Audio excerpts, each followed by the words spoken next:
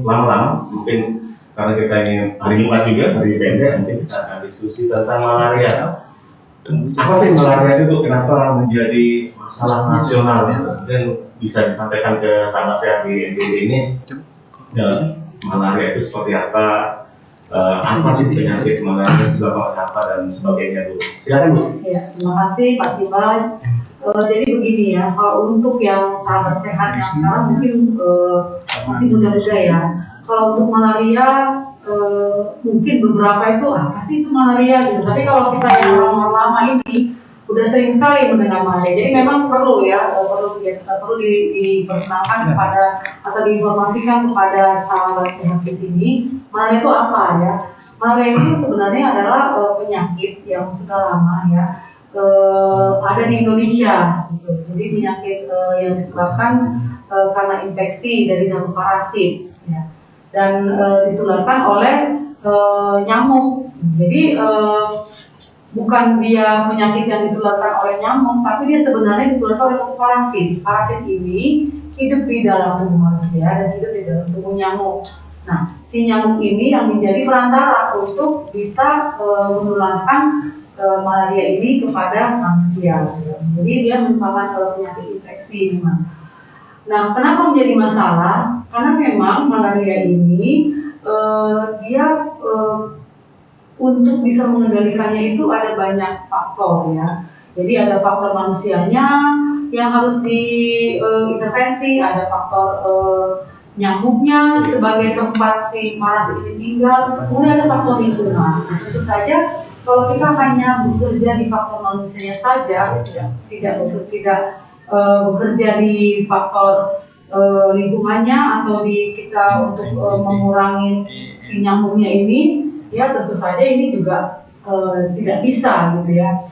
Nah, malaria ini pada manusia yang terinfeksi itu kalau nggak ditangani bisa menjadi malaria berat. Kemudian bisa menyebabkan anemia.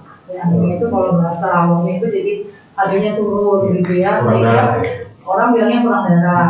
Sehingga padahal HB ini dia yang membawa nutrisi ke seluruh tubuh kita. Nah, si malaria ini, si parasit ini tinggalnya di dalam darah, dia merusak darah, sehingga darah itu nggak maksimal, bentuknya berubah. Darah itu ya tadinya dia bulat, bisa bawa nutrisi dengan maksimal, tapi karena ada parasit, darahnya jadi congkak samping, nggak bisa dia membawa vitamin atau nutrisi itu ke seluruh tubuh gitu ya. Jadi akibatnya orangnya menjadi kurang gizi juga, kemudian kualitas hidupnya juga jadi menurun. Kemudian pada ibu hamil yang kena malaria ini bisa menyebabkan abortus ya, dan yang lahir berat badan lagi rendah, kemudian akan bisa menyebabkan kematian pada saat lahiran. Nah, oleh karena itu pemerintah berkomitmen gitu bahwa malaria ini menjadi salah satu penyakit prioritas yang harus tanggulangi. Jadi karena dia berbahaya. Karena apa? Malaria itu sebenarnya kalau ditangani bisa sembuh nggak bisa pasti. Ya, dan sebenarnya cara penanganannya tidak begitu sulit. Kita menemukan pasiennya, kemudian kita obatin, pasien akan obat dengan benar. Baru nanti tentunya perilaku hidup sehat harus dilaksanakan. Ternyata dampak dari malaria cukup berat juga ya, bisa abortus, bahkan ada sampai kematian. Saya pernah melihat beberapa poster sampai ada muncul gangguan jiwa juga, Bu ya? Ya, tadi karena ada gangguan membawa nutrisi ya, jadi penyempitan dia bisa juga penyempitan pembuluh darah tadi ya. Jadi maksudnya itu bukan penyempitan pembuluh darah, maaf. Jadi darahnya itu menggumpal karena dia si parasitnya ini merusak. Akhirnya dia menghambat aliran darah yang ke otak, itu yang membuat gangguan kesadaran juga, bisa menyebabkan gejala seperti stroke. Jadi oleh karena itu memang harus penanganan yang cepat. Terutama untuk daerah-daerah yang sudah malaria sudah sangat rendah seperti provinsi Nusa Tenggara Barat itu, provinsi ini kan termasuk yang malarianya sebenarnya tidak lagi tinggi, ya, sehingga tentunya imunitas dari orang-orang yang ada di provinsi ini, yang di Nusa Tenggara Barat ini, dia tidak begitu respon terhadap kalau ada malaria. Jadi sehingga kalau ada yang terkena malaria, dia akan cepat jatuh ke berat kalau ditangani secara kecuali kalau teman-teman kita yang tinggal di daerah yang memang menderita malaria ya sudah ada imunitas yang terbentuk, sehingga harus banyak dulu parasitnya di dalam darah baru dia menunjukkan gejala. Nah, tadi bicara untuk penanganan cepat, tentu masyarakat apalagi sahabat sehat yang muda-muda ini mereka belum tahu gejala-gejala malaria seperti apa. Mungkin apakah ada gejala-gejala khusus apabila seorang terkena malaria itu? Ya, jadi gejala malaria sama seperti penyakit infeksi lainnya ya, demam itu atau badan tidak nyaman atau kenaikan suhu tubuh ya, itu pasti yang akan dialami, terutama untuk mereka-mereka yang tinggal memang bukan di daerah yang malarianya tinggi, gitu ya, seperti saudara kita yang tinggal di kawasan timur Indonesia yang memang malarianya sangat cukup banyak, sehingga gejalanya itu kadang-kadang nggak spesifik. Tapi untuk kita di daerah yang rendah ya, yang tidak begitu tinggi malarianya, itu sangat demam. Ya, bisa diikuti juga dengan gejala menggigil. Jadi kalau dulu ada pasien demam berkeringat menggigil itu pasti malaria. Itu biasanya dialami untuk mereka-mereka yang tinggal di daerah yang memang malaria tidak tinggi. Tapi kalau untuk teman-teman kita yang saudara tinggal di daerah yang malarianya banyak, itu biasanya gejala klasik seperti ini itu jarang ditemukan. Kemudian bisa juga diikuti oleh gejala lain seperti mual ya, terus badannya ngilu ya, atau malaise kalau bahasa kedokterannya, kemudian sakit kepala, bahkan bisa diare. itu gejala seperti ini bisa muncul dan tentunya sama kan seperti dengan penyakit-penyakit yang lain. Karena itu yang paling penting kan apabila kita mempunyai gejala-gejala seperti yang disebutkan tadi, demam, keringat, menggigil ataupun mual, sakit kepala, kalau kita punya riwayat, kita berkunjung ke daerah yang endemis malaria, nah kita harus segera melakukan pemeriksaan ke fasilitas kesehatan untuk kita dianjurkan periksa malaria. Nah, bagi sahabat sehat NTB harus kenali juga daerahnya. Apakah daerah saya ini merupakan daerah yang tinggi malaria? Ya, jadi bagus sekali ya kegiatan seperti ini. Tentunya teman-teman dinas kesehatan itu menjadi sumber ya bagi sahabat NTB untuk bisa mendapat informasi di mana saja sih di Nusa Tenggara Barat ini yang malarianya itu masih menjadi masalah gitu ya. Nah, karena kenapa? Meskipun misalnya rendah, tapi kan kita masih di sini di sekitar kita ini masih ada nyamuk berulang. Ya tadi saya tidak memastikan bahwa untuk malaria nyamuk penulangnya itu adalah Anopheles betina. Beda dengan demam berdarah ya. Jadi ada macam-macam penyakit lainnya yang memang ditularkan melalui vektor penularan penyakit ya seperti kabut gajah, demam berdarah, difteri. Nah, malaria ini juga seperti itu. Nah, jadi kalau misalnya di daerah kita itu masih banyak tempat-tempat yang dia memang potensial untuk yang berkembang biak, nah, nanti teman-teman dinas nanti itu bisa tahu kan di sini nyamuknya ini ada nggak yang malaria gitu ya. Nah, biasanya kalau teman-teman sahabat sehat mau dapat informasi kan bisa dapat ya dari dinas ya. Dinas kesehatan kira-kira mana sih di tempat saya ini yang di wilayah sini yang malaria masih tinggi, jadi kita kalau berkunjung ke situ harus hati-hati gitu ya, supaya kita jangan sampai terkena malaria seperti itu. Jadi memang harus ada juga informasi itu dapatkan oleh masyarakat tadi. Semua wilayah tentunya di provinsi Nusa Tenggara Barat ini merupakan daerah yang penularan banyak, tapi meskipun demikian tetap harus waspada karena orang banyak lalu lintas ya, berbagai mobilitas, dia mungkin terinfeksi malaria tapi belum menunjukkan gejala. Nah, kemudian dia tinggal di daerah yang masih ada nyamuk penular malarianya Anopheles ya, dalam hal ini Anopheles betina. Nah, dia digigit nyamuk Anopheles, nanti si nyamuknya ini menggigit orang lain itu tidak diinfeksi. Jadi tentunya kita harus melakukan kegiatan atau upaya supaya kita jangan sampai digigit oleh nyamuk ya. Nanti mungkin kita bisa diskusikan bagaimana sih supaya tidak tergigit oleh nyamuk.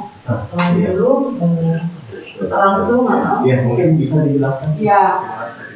Iya, jadi kita pertama kali kita meningkatkan kewaspadaan ya terhadap faktor resiko. Faktor risiko supaya kita jangan sampai tergigit oleh nyamuk. Apa sih faktor risiko? Tentunya kebiasaan kita, ya. Kalau misalnya kita punya aktivitas, biasanya di sini ada duga ya. Ya, duga itu kan masyarakat suka ya, gazebo ya. Pada saat sore malam itu duduk di situ ya, main catur atau pongko istilahnya ronda gitu ya. Nah, di situ si nyamuk itu punya kesempatan sebenarnya untuk bisa menggigit kontak dengan kita, ya. Si nyamuk ini dia punya sifat, jadi berbeda dengan nyamuk yang menularkan demam berdarah ya. Kalau untuk yang menularkan malaria ini, dia mulai jam 6 sore dia mulai aktif, ya. 6 sore sampai pagi. Nah, sementara kita duduk-duduk di gazebo tadi, ngumpul-ngumpul itu biasanya sore, ya, sore. Kemudian kita nggak tahu bahwa ada ya nyamuk yang mengintai kita. Nah, jadi kalaupun kita harus melakukan kegiatan seperti itu, kita sebenarnya bisa ya mencegah ya dengan jalan. Tentu yang pertama kali kalau kita mau memperkecil risiko ya kita tidak melakukan aktivitas malam ya sore hari. Kita itu dengan duduk itu kalau tidak penting sekali sebenarnya kita tidak perlu. Kalaupun memang kita melakukan kegiatan seperti itu, kita bisa melakukan pencegahan seperti misalnya mengoleskan lotion anti nyamuk ya ke bagian-bagian tubuh yang dia terlihat gitu. Kita pakai untuk gampangnya sih kita pakai saja pakai lengan tangan ya, pakai lengan tangan sehingga yang nanti mau kita olesin cuma sedikit saja gitu ya. Nah kemudian kita memasang kasa nyamuk ya di rumah gitu ya, ya ventilasi ya di dalam rumah. Nah kemudian kalau tidur kita itu pakai kelambu. Jadi kalau tidur pakai kelambu ya diusahakan kelambu yang ada insektisidanya. Jadi program pemerintah kan juga kemarin itu ada pembagian kelambu yang sudah ada insektisidanya. Kenapa dikatakan sudah ada insektisidanya? Karena kalau kelambu yang biasa yang kita dapat itu nyamuknya hanya tidak bisa masuk ya. Jadi dia kita ada di dalam kelambu, nyamuk yang menggigit, dia nggak bisa kan kena ketemu kelambunya gitu. Tapi kalau kelambu yang ada insektisida ini, nyamuknya nempel di kelambunya, nanti dia akan mati.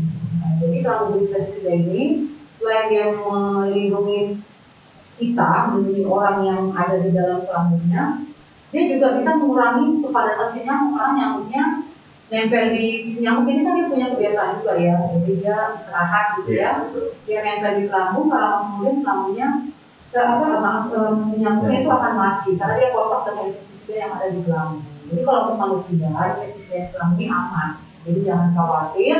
Sahabat di sini memang banyak sekali ya pakai kelambu itu hari gini gitu ya, tidur kelambu nggak zamannya lagi gitu ya. Tapi kalau kita mau sehat, mau kita mengurangi risiko kita tertular dari malaria ya memang mau tidak mau kelambu itu menjadi salah satu alternatif supaya kita jangan sempat digigit oleh nyamuk gitu ya. Jadi tapi tidurnya yang benar juga. Kalau misalnya kita tidur dengan kelambu tapi tangan kita keluar dari kelambunya ya sama aja gitu ya. Jadi harus dipasang kelambunya dengan benar gitu. Nah, terutama ini kelambu ini kita pastikan berikan ke daerah yang memang sudah istimewa ya. Kemudian bagi orang-orang yang berisiko misalnya pekerja tambang gitu ya, yang dia harus melakukan aktivitas, nanti tidur malamnya dia bisa tidur biasanya kan di luar rumah ya, dia pakai di tenda gitu, dia pakai kelambu tidurnya. Jadi seperti itu. Kemudian bisa juga kita melakukan pengendalian faktor penyakit tadi ya. Kalau misalnya di Manggarai mungkin teman-teman sahabat di sini taunya fogging gitu ya. Kalau untuk malaria dia nggak pakai seperti itu. Beda ya. Jadi dia ada penyemprotan insektisida itu ke dinding rumah. Kenapa di dinding rumah disemprot? Karena tadi nyamuknya ini dia punya kebiasaan untuk dia setelah menggigit atau sebelum menggigit ya manusia. Kenapa dia menggigit? Karena dia memang butuh darah manusia itu untuk membesarkan telurnya. Jadi memang yang mengisap darah manusia ini ya betina aja ya. Kalau yang jantan itu nanti dia akan makan sari dari bunga itu. Nah itu disemprot di dinding rumah. Nah kemudian atau bisa nanti menebarkan anti larva. Jadi biasa juga ada satu merek tertentu biasanya teman-teman udah pasti udah tahu ya sudah berdarah nanti kasih ini aja gitu. Di malaria juga ada ya anti larva untuk nyamuk anoplesnya, itu bisa juga nanti disebarkan di tempat-tempat genangan air yang dianggap itu nyamuknya suka bertelur gitu. Kemudian juga tentunya menjaga kebersihan lingkungan supaya jangan sempat ada genangan air yang menjadi tempat nyamuk ini berkembang biak. Lalu juga bisa juga untuk pencegahan itu kalau orang yang akan berangkat ke daerah endemik malaria itu makan obat pencegahan ya, tapi itu disarankan untuk mereka yang akan bepergian, misalnya nih ada teman-teman yang akan pergi seperti sekarang ini lagi PON ya. Nah PON ya kita tahu bahwa daerah Papua ini cukup tinggi ya kasus malarianya. Nah kalau memang kita ke sana kemudian tidak dalam jangka waktu yang lama, kita bisa melakukan pencegahan. Tapi tentunya obat-obatan ini harus diikuti juga dengan mengurangi perilaku yang berisiko. Ada kan saya udah makan obat pencegahan kok, gitu ya. Ya berarti saya bebas aja keluar malam. Sama seperti kalau yang COVID sekarang, saya udah vaksin kok. Ya udah saya bebas, nggak usah pakai masker. Jadi tetap jangan kendor untuk pencegahannya. Kemudian bisa juga kalau di rumah-rumahnya paling gampang itu menanam tanaman pengusir nyamuk atau anti nyamuk. Ya banyak kan pasti udah tahu ya, ada yang namanya lavender, dia, marigold gitu ya. Jadi itu bisa ditanam ya sebanyak-banyaknya kalau bisa, karena dia aromanya kan. Jadi kalau ada angin berhembus, aromanya akan kuat, nyamuknya kurang suka. Jadi dia mengurangi, dia bukan berarti kalau tanaman itu ada udah pasti ada nyamuknya, tapi dia mengurangi gitu. Bukan berarti tanaman satu udah pasti juga nyamuknya. Jadi sebisa mungkin itu tanamannya banyak, terus diletakkan di bawah ventilasi. Kenapa di bawah ventilasi? Kan nyamuknya kan masuk ke dalam rumah lewat ventilasi. Jadi itu bisa ya. Jadi walaupun bukan 100% ya menjamin bahwa kita akan terhindar, tapi itu merupakan salah satu strategi yang bisa kita lakukan untuk pencegahan penyakit, mengurangi dari si nyamuk tadi itu bisa banyak datang ke kita gitu ya. Jadi mengurangi penularan. Sekali ada tanaman yang bisa menjaga masuknya nyamuk ke rumah, ya, luar biasa. Dan nanti sama saya jadi bisa mempraktekkan ini ya. Mungkin teman-teman yang masih muda, ada yang masih muda ini bisa mengedukasi teman-teman lainnya yang saat ini sedang menyaksikan bahwa kita bisa mengaplikasikan menanam tanaman yang beberapa jenis tanaman yang bisa menjaga masuknya nyamuk ke. Ya, kita bisa akses lah ya ke mana. Sekarang ini kita mudah sekali ya di internet. Itu kira-kira mana? Jadi saya rasa ini cukup bagus karena dia juga bisa memperindah, ya, memperindah halaman rumah kita, halaman ya, ada tanaman seperti itu gitu. Jadi saya juga di rumah banyak ya, ada 20 pot untuk yang tanamannya. Dan memang benar kalau misalnya angin kencang itu dia, tapi memang yang tidak sekedar kita menanam ya, harus tetap juga kita rawat ya, artinya gunting. Jadi dia ada aromanya ya. Dan saya lihat memang kalau kita di teras itu duduk ya, nyamuk begitu banyak namanya. Tadi ya namanya juga usaha ya. Jadi paling tidak ini bisa menjadi salah satu alternatif yang bisa paling mudah gitu. Iya. 20 pot loh. Mungkin suatu saat kunjung lagi bisa bawa kami di sini ya. Di rumah. Kami tanam di rumah 1 pot saja sudah penuh halaman rumah kita ya. Kecil-kecil Pak, ready gitu. Oh iya Bu, Ibu tadi berbicara tentang parasit malaria, saya evaluasi itu ternyata ada beberapa jenis parasit ya. Nah, apakah nanti mungkin mohon penjelasannya berkaitan dengan beberapa jenis parasitnya? Apakah tapi juga memiliki gejala yang sama jenis parasit? Ada ini falciparum, malariae, tifus. Nah, apa saja sih itu Bu? Parasit tersebut, nah apakah nanti gejalanya sama tidak semua jenis ini? Jadi ada 4 ya sebenarnya pada manusia. Jadi kalau dulu ada yang malaria tropika, katanya ya, malaria tersiana, itu kan menyebabkan parasit gejalanya. Jadi ada 4 sebenarnya, falciparum, tifus, tropika, dan malaria. Gejalanya semuanya sama, ya, gejala semuanya sama, gejala klinis. Kalau misalnya saya kena yang falciparum, saya kena yang tifus. Nah, yang membedakannya adalah cepatnya seseorang yang terinfeksi malaria itu jatuh ke berat, ya. Misalnya, kalau saya kena falciparum, ya, itu kalau nggak diobatin itu cepat sekali saya jatuh ke berat. Kenapa? Karena dia menyerang menyerang darah yang darah itu ada yang dia yang masih muda, yang darah yang tua, dia darah muda, ya, tapi eritrosit yang masih muda usianya.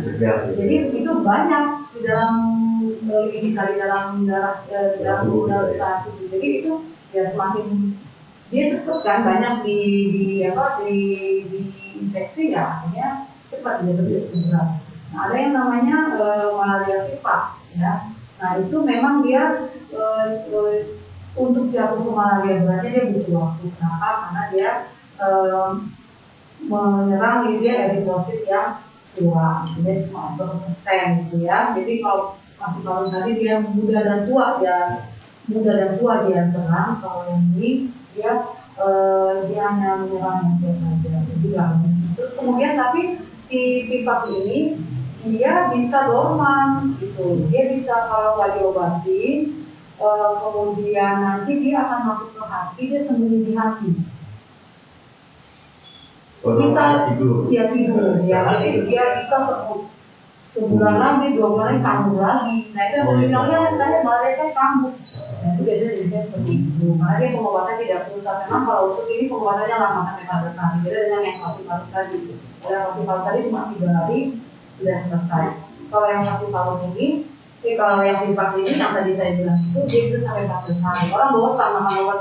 Biasanya sampai 5 hari. Tapi dari situ dia udah nggak makan. Iya, sudah merasa enak. Iya, padahal si parasit tadi dia masih pingsan ya. Nah dia punya kesempatan untuk diangkat, dia sembunyi di hati. Nah pada Pak Esali ini pengobatannya sampai tuntas itu bisa dia yang di hati lagi tinggal di hati pun dia bisa habiskan gitu ya dengan 14 hari ini. Makanya pengobatannya harus tuntas gitu, jangan setengah-setengah gitu. Jadi sehingga yang sudah sempat masuk ke hati ini bisa habis, jadi kita bisa sembuh ya, tidak ada kambuh-kambuh lagi.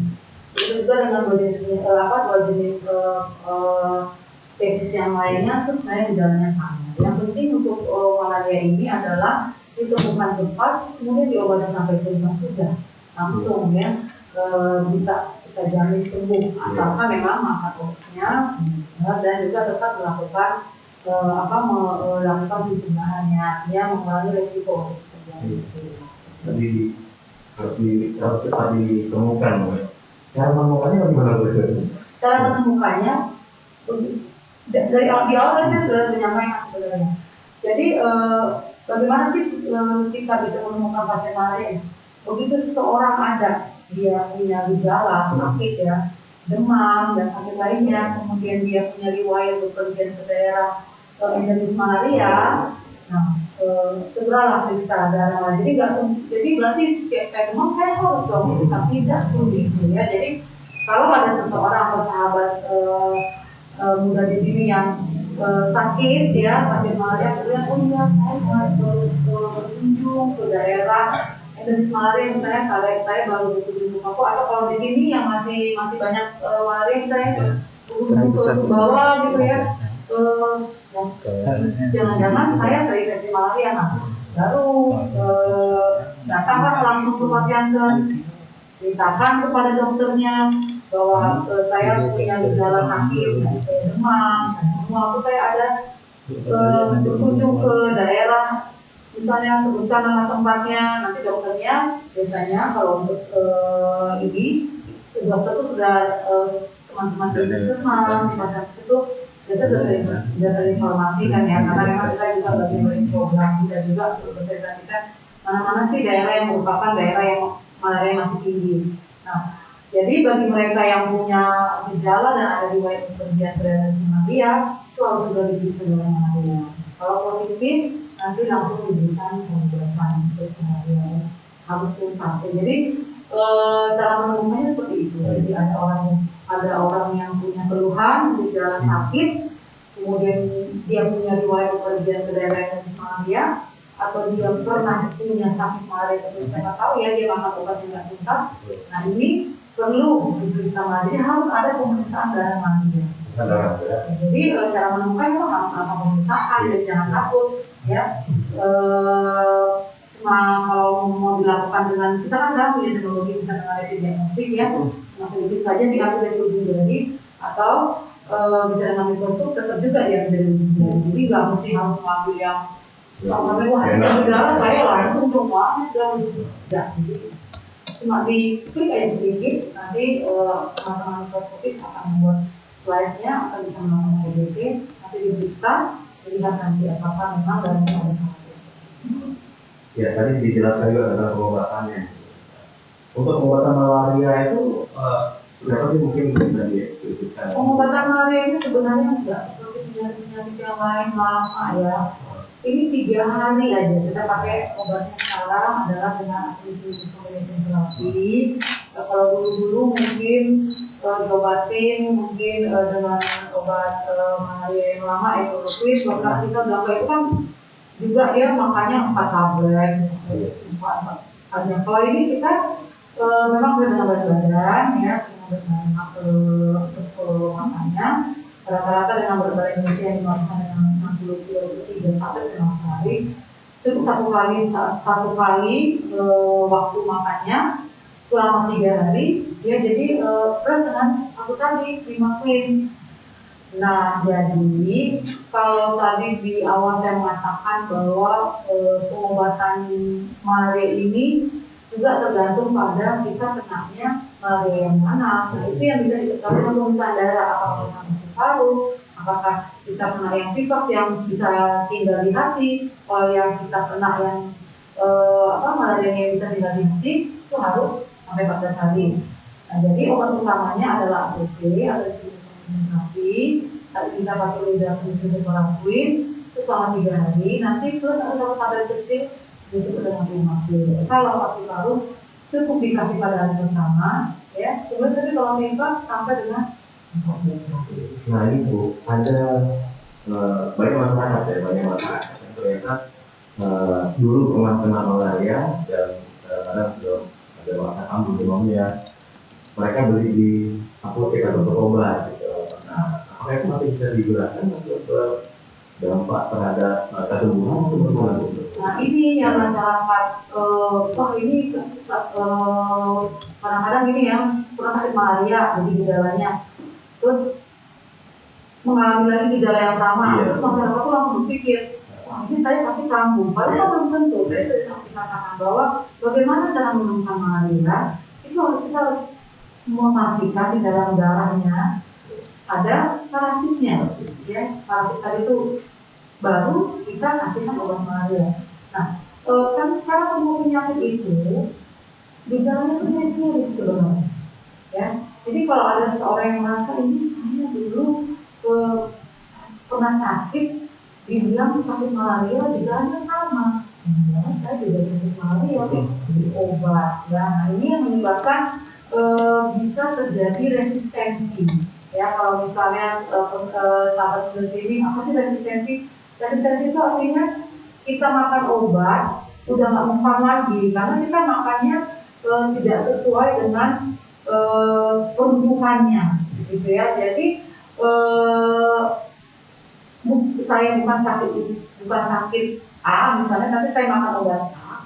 Pada akhirnya kalau saya sakit A, nanti obatnya itu dia respon tubuh itu tidak akan bagus gitu. Itu yang disebut dengan resistensi ya, obat yang kita makan tidak. Jadi si parasit itu kan seperti itu.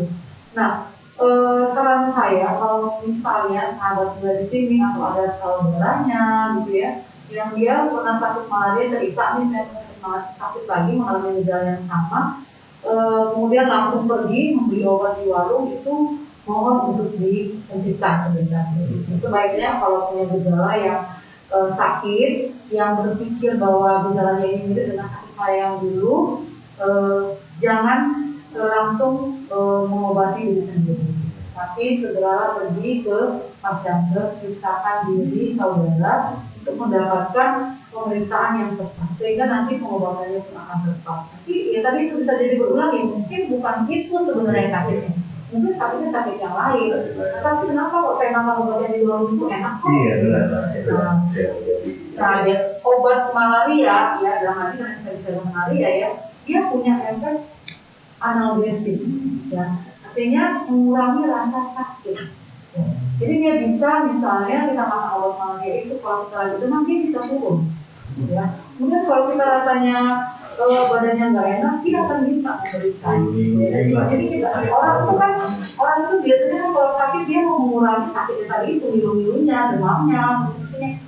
Nah, si obat malaria yang dijual di pasaran kalau memang masih ada ya sekarang itu, memang dia efeknya salah satu bisa menurunkan demam, bisa mengurangi rasa ngilu pada badan, gitu ya. Jadi penyakit kalau misalnya saya bukan malaria, tapi misalnya saya sakit kepala, pusing-pusing saja, gitu saya makan, saya bisa sakit kepala saya hilang. Saya bilang, padahal mungkin sakit kepala saya bukan karena malaria, ya mungkin ada sesuatu gangguan di kepala saya, gitu ya. saya batuk ya, bisa juga nanti kan batuk kan terganggu ya, terganggu dengan apa namanya, dengan batuk-batuknya saya itu. Sama kan kalau sekarang orang batuk dia makan obat yang lain nanti dia sebentar aja nanti timbul lagi apa namanya gejala yang lain, sama juga seperti ini. Jadi segeralah periksakan diri ke Fasiankes apabila mengalami gejala sakit meskipun pernah punya riwayat sakit malaria. Jadi jangan lagi mengingat ini mungkin kamu lagi sakit saya yang dulu kamu sehingga mengambil atau mengkonsumsi obat yang sama gitu ya.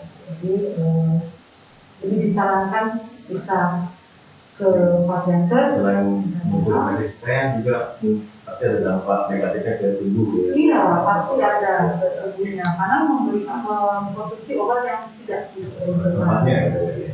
Iya Bu, ini kembali ya tadi kalau ya ini menjadi masalah kesehatan di Indonesia ya. Kalau makan kalau kita lihat juga menjadi perhatian dunia dari beberapa negara di rumah seperti Afrika itu bahkan di beberapa negara Amerika Latin ya kan soalnya termasuk juga kali kita di Asia. Nah tentu saja akan menjadi perhatian pemerintah ya. Seperti apa misalnya kebijakan pemerintah kita dalam upaya menanggulangi malaria di Indonesia dan sampai ke daerah-daerah seperti kami di NTB. Kita tahu ya bahwa Indonesia ini merupakan salah satu negara yang negara tropis ya, karena memang menjadi tempat yang baik ya, tempat yang sangat disukai oleh sektor untuk dia tumbuh dengan baik ya.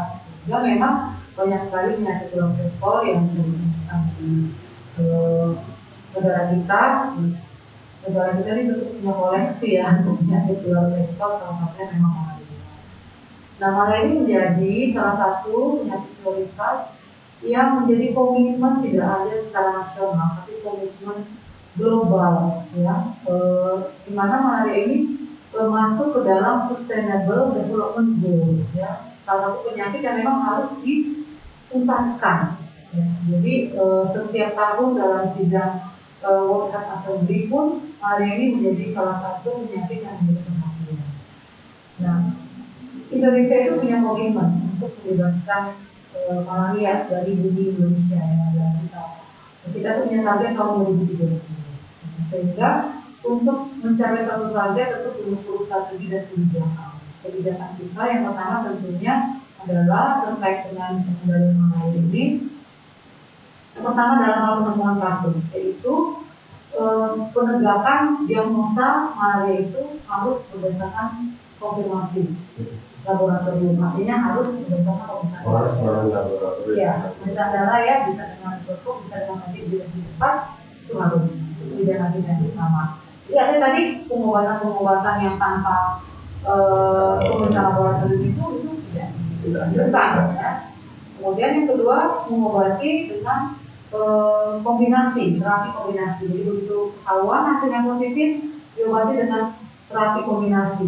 Dan saat ini kita pakai kombinasi terapi plus dengan satu obatnya Primatin supaya untuk menghilangkan bentuk seksual dari si nyamuk tadi. Jadi itu jadi sahabat sehat yang tadi saya katakan dia di tubuh manusia, di nyamuk, di tubuh nyamuk dia sampai dewasa. Kawin itu di tubuh manusia dia sampai dewasa. Berkembang biaknya sampai dewasa. Di tubuh nyamuk dia kawin dan menghasilkan bentuk yang infektif. Nah, bentuk yang dewasa di manusia inilah yang ambil nyamuk tadi pada saat yang menggigit dalam manusia, yang bentuk dewasa pada tubuh manusia yang tidak mendapatkan pengobatan itu masuk ke dalam tubuh nyamuk. Tubuh nyamuk namanya udah dewasa ya, mereka kawin. Mereka yang saya katakan, mereka kawin, kemudian punya anak, lalu nanti berkembang sampai bentuk yang infektif. Artinya bentuk infektif bentuk yang siap menginfeksi manusia. Begitu nyamuknya menggigit manusia, yang infektif yang ada dalam tubuh nyamuk itu ikut dia pada saat nyamuknya tadi ya mau menusukkan itu proboscis namanya ya, menyuntikkan proboscisnya untuk dia bisa isap dalam manusia. Itu nyamuk tadi yang bentuk infektif yang di dalam nyamuk itu ikut keluar masuk ke dalam tubuh manusia, dan tubuh manusia dia berkembang biak lagi sampai lagi dia dapat yang dewasa. Jadi seperti itu.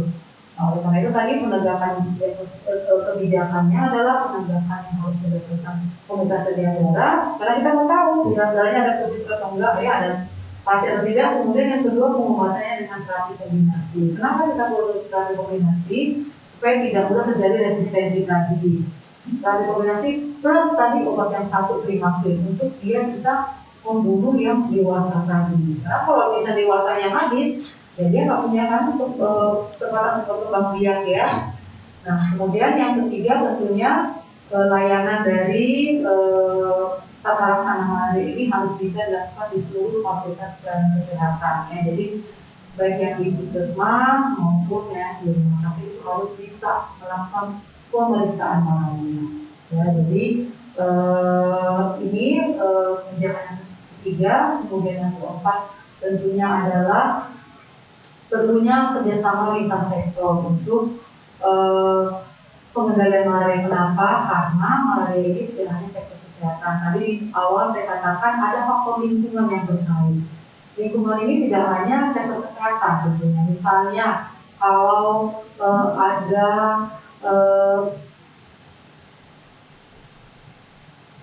kebutuhan masyarakat misalnya untuk air misalnya ya, seperti ada satu kabupaten di Indonesia ini yang masyarakatnya itu susah air, sehingga kalau mau ngambil air dia harus jalan ke hutan sana. Nah pada saat dia jalan ke hutan ngambil air, di situ dia digigit nyamuk ya. Dan caranya bagaimana? Dia harus mendekatkan sumber air dengan penduduk. Nah, itu ada di sektor mana? Sebenarnya ada di sektor infrastruktur. Ya, setelah ada pipanisasi di kabupaten kota tersebut, dibuat saluran, kasus malaria turun. Kenapa? Masyarakatnya nggak perlu lagi keluar jalan ke hutan ya untuk mengambil air. Itu sudah ada juga ya. Kemudian misalnya dengan sektor pariwisata, ya perlu lihat sektornya itu bisa. Kenapa pariwisata? Ya, mensosialisasikan ya untuk perilaku hidup bersihnya kepada wisatawan yang datang ya. Kemudian sektor lainnya misalnya sering sekali tempat-tempat yang berkembang biak ini terjadinya karena tambak yang terbengkalai, ya.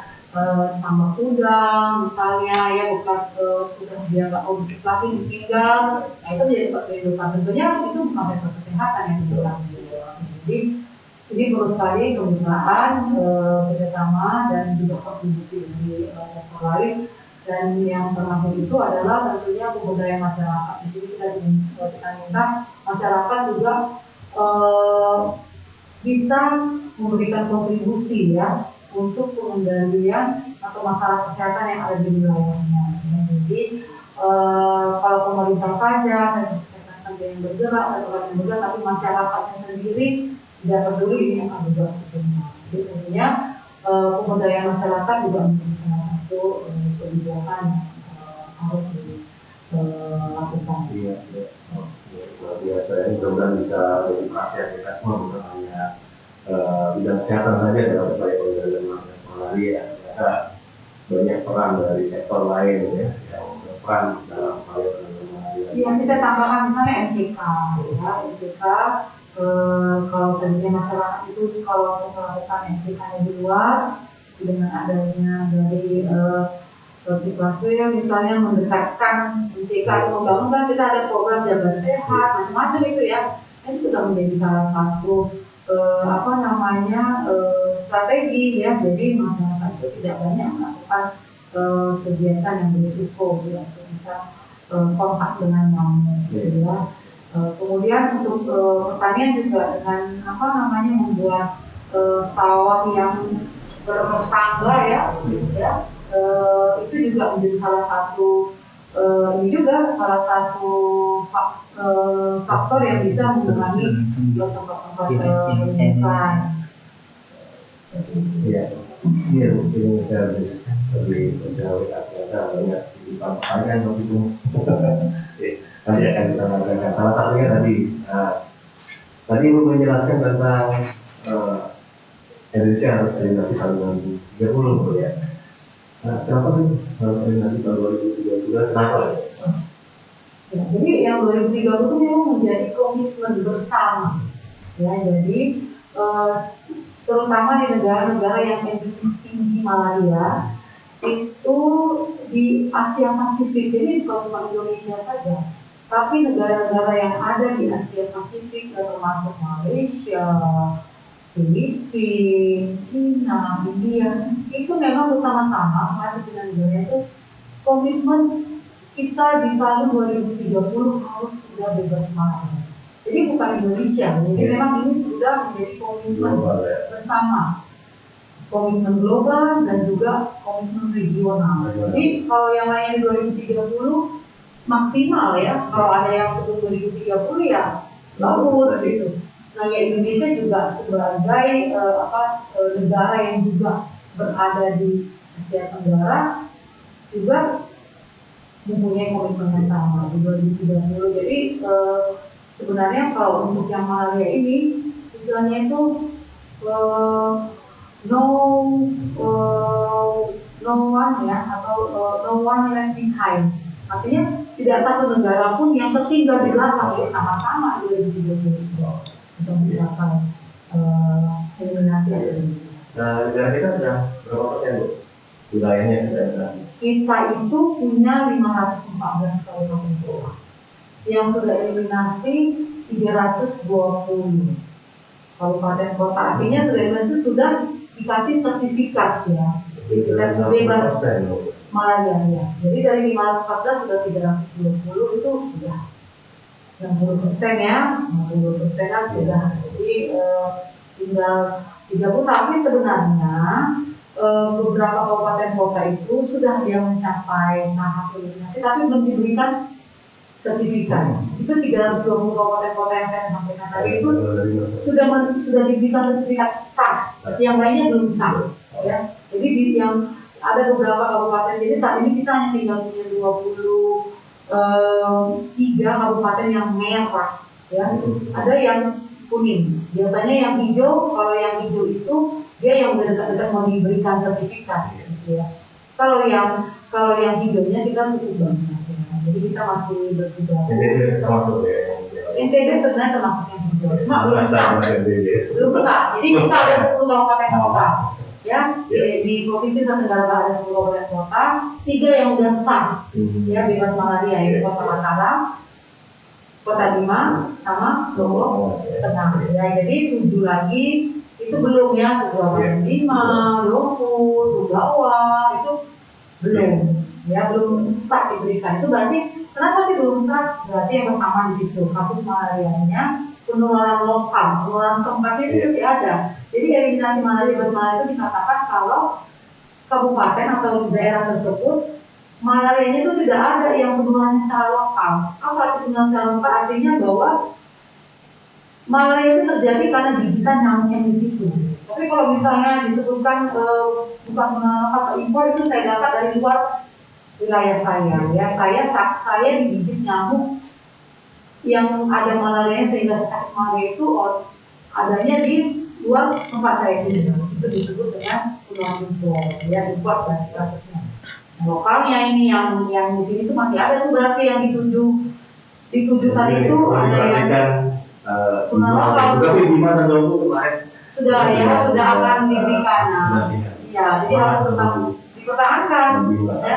Ya, ada yang sudah tinggal dikasih sertifikat nih, tapi nggak bisa mempertahankan, belum dikasih sertifikat, tiba-tiba muncul ada kasus yang penularan lokal. Ya, itu pernah ya, jadi agak mengurangi 3 tahun lagi. Oh, berarti eliminasi ini baru boleh diberikan apabila tidak ada kasus penularan lokal selama 3 tahun berturut-turut. Jadi berarti tadi itu 20 Kabupaten Bima 3 tahun ini udah nggak ada nih berarti penularan lokalnya. Jadi upayakan sampai nanti diberikan sertifikat, jangan sampai ada, gitu ya. Jadi ya udah diberi sertifikat pun harusnya jangan lagi juga ada. Ya jangan diberi sertifikat ya udah kita dapat sertifikat ya nggak perlu lagi hati-hati. Nah itu nggak boleh. Tetap harus ada kegiatan pemeliharaan yang bisa mempertahankan posisinya. Tidak ada penularan setempat di tempat saya. Oke, para sahabat sehat di mana tunggu. Sahabat tahu teman-teman di mana tunggu ya. Paling ada perjuangan untuk eliminasi malaria ya. Dan ada lagi kabupaten yang lain yang masih berjuang ya ternyata di NTB ya. Sumbawa dan Sumbawa Barat yang masih kasusnya tinggi, sebenarnya informasi dari data-data yang dilaporkan memang cukup tinggi. Dan masalahnya itu adalah memang sebagian besar atau lebih dari 60% adalah pekerja tambang. Nah, itu kira-kira seperti apa misalnya apakah di daerah lain kasusnya atau masalahnya sama dengan kami di NTB berkaitan dengan pasien atau penderita malaria ini? Jadi kemarin memang ada lokal spesifik ya. Jadi nggak semua bisa kita samakan ya. Faktor utamanya apa? Gitu. Jadi memang ada di beberapa tempat yang memang ya malarianya khas malaria itu karena banyaknya pekerja tambang, karena mobilitas, banyaknya apa namanya pekerja musiman yang datang, gitu selain faktor lingkungan tentunya. Nah kalau untuk ini tentunya sudah di apa namanya teman-teman di daerah sudah tahu ya, oh saya bermasalah dengan seperti di tadi di Sumbawa ya, adalah dengan pekerja tambang. Nah, apa sih cara yang bisa dilakukan? Tentunya yang pertama adalah penemuan kasus di kelompok tadi. Jadi pendekatan tentunya dengan pihak terkait ya yang penanggung jawab dari para pekerja tersebut itu untuk bisa melakukan intervensi. Intervensi harus dilakukan tentunya pertama penemuan kasus. Artinya apa bisa dilakukan MBS. MBS itu adalah penemuan atau pemeriksaan dalam massal pada kelompok tadi. Jadi artinya semua orang yang kerja tambang tadi tidak ada gejala itu diambil darahnya untuk diperiksa dalam malaria. Ya. Mereka dapat MBS, kalau ketemu ada yang ketemu positif langsung diobati. Kemudian diberikan kepada mereka itu pencegahan, yaitu dengan membagian ke lambung. Bisa dikasihkan ke lambung pada kelompok yang berisiko supaya mereka tidur di bawah ke lambung sehingga mereka itu terhindar ya untuk bisa kontak dengan nyamuk. Kemudian bisa melakukan pengendalian vektor tentunya di sekitar tempat dia tinggal ya. Bisa melakukan penyemprotan misalnya tidurnya di tenda, penyemprotan di tenda. Bisa kemudian faktor lingkungan pada mereka itu dilakukan seperti itu, tidak seperti itu. Kemudian tentunya adalah promosi kesehatan edukasi bagaimana supaya mereka bisa mengurangi faktor resiko agar mereka tidak tertular malaria. Itu tidak bisa diberikan begitu ada pekerja tambang masuk ke wilayah tersebut, tidak bisa diberikan obat pencegahan yang seperti yang kita lakukan itu boleh. Kita untuk memberikan obat pencegahan itu harus diaktifasi karena obat pencegahan kan lama ya. Kita makan 1 hari sebelum pergi, selama kita tinggal di situ 1 bulan setelah kembali. Tentunya harus dipertimbangkan manfaat ya dan lebih besar mana sih manfaatnya dengan resiko ya. Karena untuk itu harus dipastikan fungsi ginjal dari si pekerja tadi betul yang makan obat setiap hari. Kemudian obat ini punya efek samping juga ya, bisa menyebabkan tidak nyaman pada pencernaan. Jadi kalau bagi mereka yang punya masalah pencernaan, ini akan sangat tidak nyaman, mengganggu.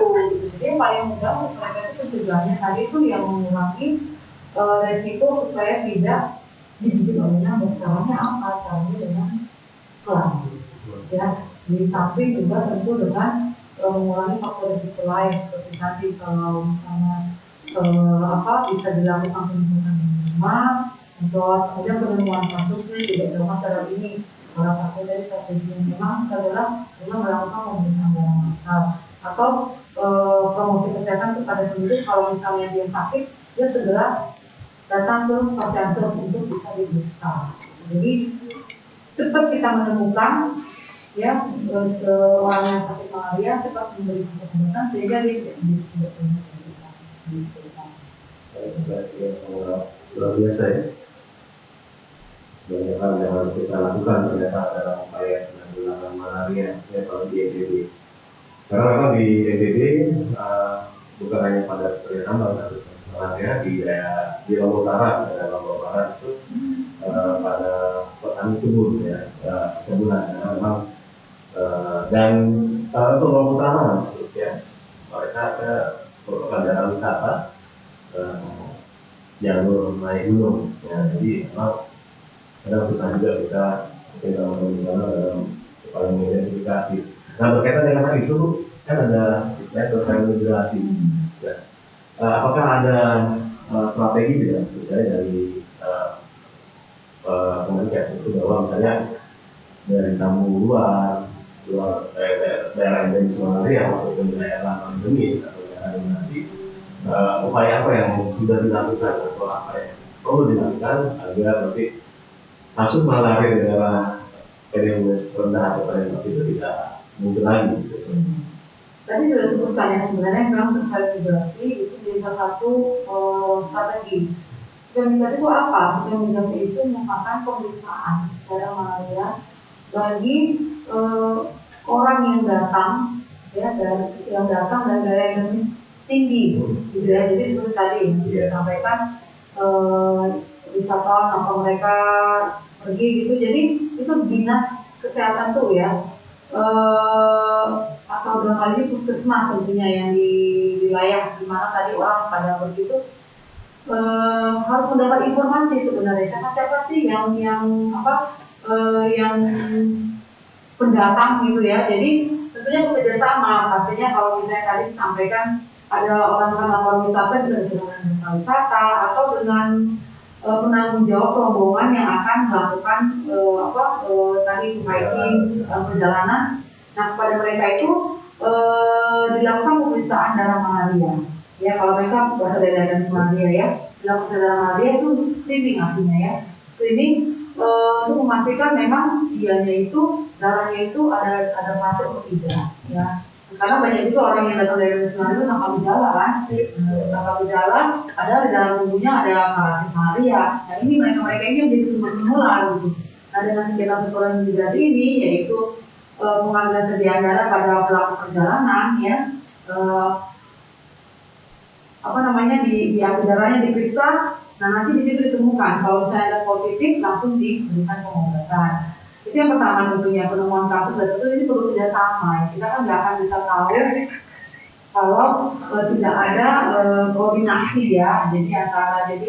Perlu koordinasi dari perlu koordinasi antara wilayah kesehatan dengan masyarakat.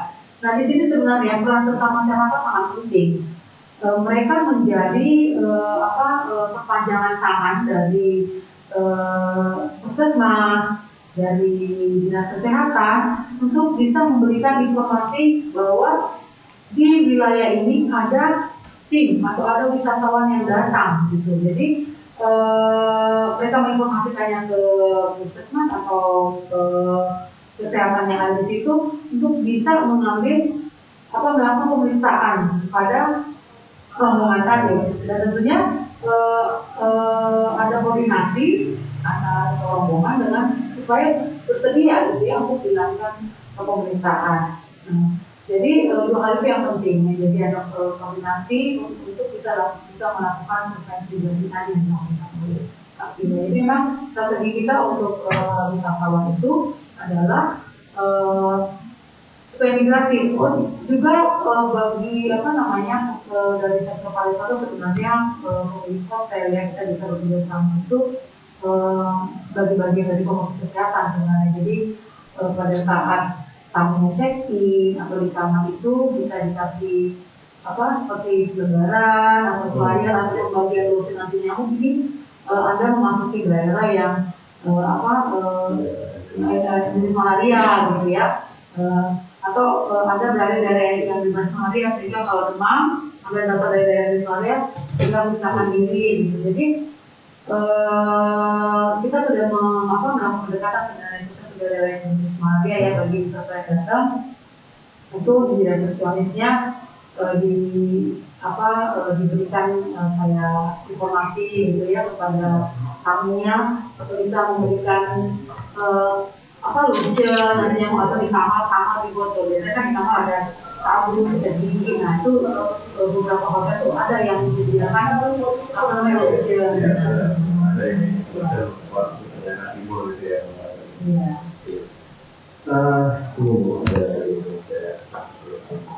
Ini pertanyaannya sih titipan. Jadi alhamdulillah ada atensi dari teman-teman penonton ya, berkaitan dengan malaria. Mungkin ini perlu diulang sedikit Bu tentang gejala. Ini saya di daerah Tambang, masyarakat di sana banyak yang tidak memiliki gejala demam, tapi begitu makan diri ternyata positif malaria. Itu bagaimana Bu? Apakah memang mempunyai gejala tidak spesifik lah maksudnya? Nah itu tadi yang saya sampaikan. Tadi kan disampaikan dari Pak Tiba ya bahwa kita itu untuk COVID-19 memang masih berjuang ya untuk Sumba, Jawa dan juga beberapa daerah yang memang masih merupakan tempat daerah tambang gitu ya. Karena kalau di situ personalnya juga cukup banyak ya. Nah tentu saja jadi bisa dikatakan dia stable endemis ya. Walaupun dia mungkin saat ini tidak endemis tinggi merah gitu ya, tapi dia stable endemis. Jadi tadi di awal saya sudah menyampaikan gejala-gejala bahwa untuk daerah-daerah untuk masyarakat yang tinggal di daerah yang dia endemis atau stable endemis, kadang-kadang gejalanya nggak kelihatan gitu ya. Itu gejala khas itu biasanya dialami oleh mereka yang terinfeksi malaria yang dia tinggal di daerah yang bukan endemis. Misalnya saya tinggal di Jakarta, tidak tinggal di daerah endemis, saya datang ke daerah endemis ya. Begitu saya di malaria saya akan menunjukkan gejala yang khas, beda dengan yang mereka yang sudah tinggal di daerah itu. Nah, untuk yang seperti ini, tadi yang bisa dilakukan itu adalah sosialisasi yang pertama tadi ya, artinya penemuan pemeriksaan darah malaria bagi yang menunjukkan gejala. Nah, bagi yang tidak menunjukkan gejala, bisa dilakukan tadi itu survei darah massal ya, jadi bisa bekerja sama dengan puskesmas atau fasilitas tempat itu untuk kelompok kerja tadi ya, untuk masyarakat di daerah situ itu sudah bisa direncanakan itu akan dilakukan MBS. Artinya kebutuhan semua penduduk minimal itu kita targetnya 85%. Itu orang yang tinggal di situ. Kalau dia memang ada rombongan atau kelompok kerja sama, kalau kita semuanya dalam pemeriksaan demam maupun tidak demam itu dilakukan pemeriksaan darah malaria ya, sehingga bisa ditemukan gitu orang yang tadi yang nggak bergejala ya. Nah, untuk biasanya namanya parasitnya ada dalam darah. Kalau dilakukan pemeriksaan sedia darah, itu dia akan ketemu. Nah, pada mereka itu diberikan pengobatan kalau memang atau pemeriksaan sedia darah. Jadi salah satu strateginya yang bisa dilakukan itu tadi sesuai migrasi, kemudian pemeriksaan darah maka pembagian kelambu, ya pembagian kelambu. Kemudian puskesmas itu melihat faktor risiko di situ yang dekat dengan di situ sejauh mana sih tempat-tempat perlindungan nyamuknya gitu ya. Nah kalau misalnya dia tempat perlindungan nyamuknya dilihat ya dengan misalnya melihat adanya jenis kalau tidak dekat dengan tinggal dari si pekerja tadi, nah itu bisa dilakukan intervensi untuk pemberdayaan sektornya gitu ya. Artinya berarti kemungkinan tertular di situ. Ini ternyata rata-rata waktunya sudah hampir 1 jam ya Mas Adrian. Tidak terasa ya. Ini masih banyak pertanyaan sebenarnya, tapi karena waktu ya mungkin kedatangan beberapa kita dengan manusia dan bersedia ya. Karena waktu sudah mepet ya, dan ada kegiatan lain yang harus dibuat selesaikan. Ya mungkin ada harapan nih, closing statement ya, harapan dan pesan terkait emergency malaria di Indonesia khususnya di NTB. Ya, jadi tentunya harapannya kita sama-sama ya bisa mencapai target eliminasi tahun 2030 di Indonesia. Sahabat sehat di sini bisa memberikan kontribusi sebenarnya dalam upaya kita mencapai eliminasi malaria. Salah satunya adalah dengan melakukan perilaku hidup bersih dan sehat ya, tidak mengobati diri sendiri ya, tidak mengobati diri sendiri. Kalau sakit segera periksa ke Pasienkes ya, informasikan ke